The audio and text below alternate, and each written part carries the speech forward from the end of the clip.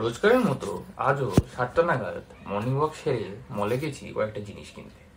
মলে ঘুরছি, জিনিস দেখছি, এমন সময় একজন একটা কালো ব্যাগ হাতে ধরিয়ে বলল, কাল এটা আপনি আমার বাড়িতে ফেলে গিয়েছিলেন। আমি কিছু বলার আগেই লোকটা চলে গেল। তা ব্যাগ খুলে মুখ ঢুকিয়ে দেখলাম জিনিসটা যদি আমি এখন বাইরে বার করি সবাই আমাকে আতঙ্কবাদী বানিয়ে দেবে। কোনো মতে নিজেকে সামলে বুকে বল রেখে গেটের দিকে এগিয়ে চললাম। ভাবার চেষ্টা করছিলাম গেটে মেটাল ডিটেক্টরে ধরা পড়লে কি বলবো। যথারীতি মেটাল ডিটেক্টরে প্যাঁ শব্দ বেজে উঠল। গার্ড আমার দিকে চোখ পাকিয়ে জিজ্ঞেস করলে, ব্যাঙে কি আছে? শরীরের সমস্ত সাহস সঞ্চার করে কাপা গলায় বললাম, ব্যাগে দরকারি জিনিস আছে। গার্ডটি আমার দিকে ভুরুকুচকে তাকালো, তারপর পকেট থেকে একটা ছবি বার করে মুখ মিলিয়ে বলল, আপনি ঠিক আছে, আপনি যেতে পারেন। কি যে হলো কিছুই বুঝলাম না। তাও দাঁড়িয়ে না থেকে সোজা বাড়ির দিকে হাঁট লাগালাম। বাড়ি পৌঁছে ব্যাগটাকে সোফায় রেখে চা বানালাম। তারপর চায়ের কাপটা রেখে একটু বন্দুকটাকে নেড়ে চেড়ে দেখলাম, খাঁটি জিনিস। তা বিকেলবেলা নয়, রিপোর্ট করে আসবো। এখন এটাকে নিয়ে বেরোনো বিপজ্জনক হতে পারে। চায়ে এবার চুমুক দিয়েছি, এমন সময় কলিং বেল বেজে উঠল।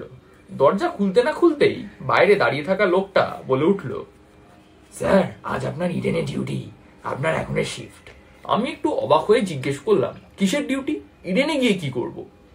আরে কি যে বলেন স্যার, ইন্সপেক্টর হওয়ার পর থেকেই আপনি কেমন কেমন করেন মাঝে মাঝে। বললাম বলে রাগ করবেন না, আমি গাড়ি নিয়ে নিচে আছি, আপনি চলে আসুন। কিছু বলার আগেই লোকটা নিচে নেমে গেল। ঘরের জানলা থেকে উকি মেরে দেখলাম যে সত্যি তো একটা পুলিশের লাল গাড়ি আমার বারান্দার ঠিক নিচে দাঁড়িয়ে, আর লোকটা গাড়ির বনেটের কাছে দাঁড়িয়ে খৈনি রগড়াচ্ছে।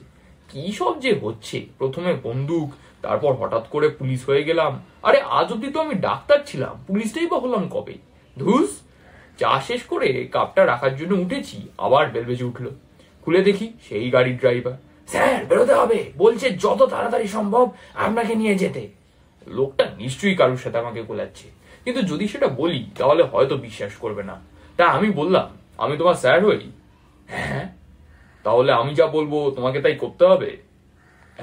সাধ্যের মধ্যে হলে অবশ্যই করব। বেশ, তা আমার সাথে তোমার কোনো ছবি আছে? হ্যাঁ, আমাদের ফাংশনের দিন তোলা, সেদিন আপনি বেশ সুন্দর শুট পরে এসেছিলেন। বেশ, ছবিটা দেখাও। তা আপনার ছবি তো আপনার মতোই দেখতে হবে। না, আমি দেখবো আমাকে কতটা সুন্দর লাগছিল সেদিন। হ্যাঁ আচ্ছা, এই দেখুন। ছবিটা দেখে সব জলের মতো পরিষ্কার। আমার এক যমজ হারামজাদা ভাই আছে যে পুলিশে চাকরি করে, আর একদিন ওকে আমি চকমা দিয়েছিলাম, তার প্রতিশোধ আজ নিল। ছবি থেকে মুখটা উঠিয়ে দেখলাম সে বেটা ড্রাইভারের পেছনে দাঁড়িয়ে বাদরের মতো দাঁত বার করে হাসছে আর বলছে, কিরে কেমন দিলাম? ড্রাইভার পেছনে তাকিয়ে অবাক, সামনেও স্যার, পেছনেও। তারপর ব্যাপারটা বুঝে পেরে আমার দিকে তাকিয়ে বলল, স্যার ক্ষমা করবেন। তারপর আমার ভাইকে ডিউটির কথা বলে নিচে নেমে গেল। আমি বললাম, শালা এলি কখন? সে বলল, কাল রাতেই। বৌদিও প্রথমে চিনতে পারিনি, তারপর ইউনিফর্ম দেখাতে বুঝলো। তা শুনলাম তোর কাল নাইট শিফট ছিল, আজ ভোরবেলা বাড়ি আসবি, তাই ফোন দিয়ে আটলাম। বৌদি জানে? হ্যাঁ। বন্দুকটা? তুই যে মলে যাবি সেটা বৌদি বলেছিল। আমি তারপর বন্দুকটা ব্যাগে করে আমার এক লোককে দিয়ে তোর ফটো দেখিয়ে বললাম, ব্যাগটা একে দিয়ে এসো। গার্ডকে আগেই বলা ছিল তোর কথা, তাই ছেড়ে দিয়েছিল তোকে। সালা, তা আজ খেলা আছে কলকাতার, একটু যদি এনে বলে 3টে টিকিট আমার হাতে দিল। তারপর বলে উঠলো, রেডি থাকিস, আমার গাড়ি তোদের দুজনকে নিয়ে যাবে। তোর আজ অন কল না, ঠিক আছে? কল এলে আমার গাড়ি তোকে ছেড়ে দেবে। এখন তাহলে আসি। হ্যাঁ আয়, সাবধানে যাস।